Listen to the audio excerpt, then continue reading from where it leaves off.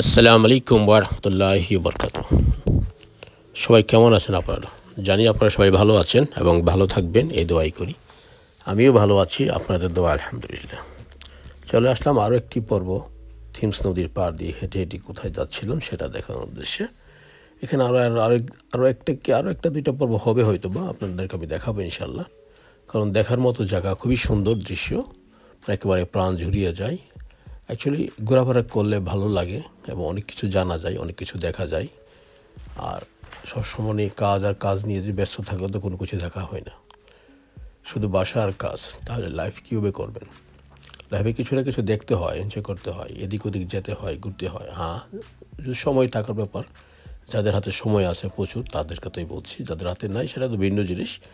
তবে আমি মনে করি এতটুকু সময় তো পাবেন সবাই, যে কম বেশ অন্তত সপ্তাহে একদিন বা মাসে একদিন ঘোরাফেরার সময়, এটা তো ম্যানেজ করাই একেবারে ইজি একটা ব্যাপার।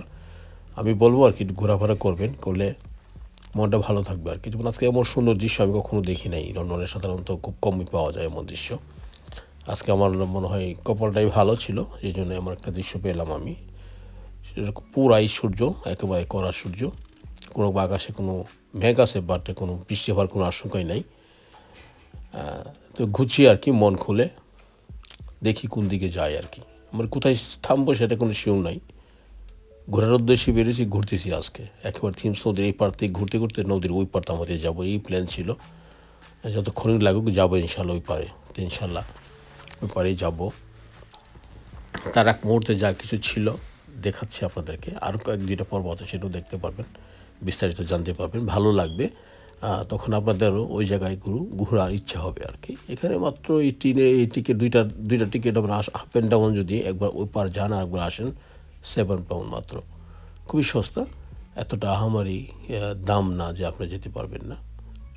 এই ট্রেনটায় চড়ার জন্যই, মানে এই কাবুল ট্রেনে চড়ার জন্যই কিন্তু সবাই এখানে আসে, এই নদীর এই পাড়টা ঘুরে।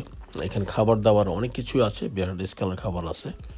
আর বিশেষ করে আমাদের ইটালিয়ান পিৎজা আছে, আর বেস্ট, খুব ভালো।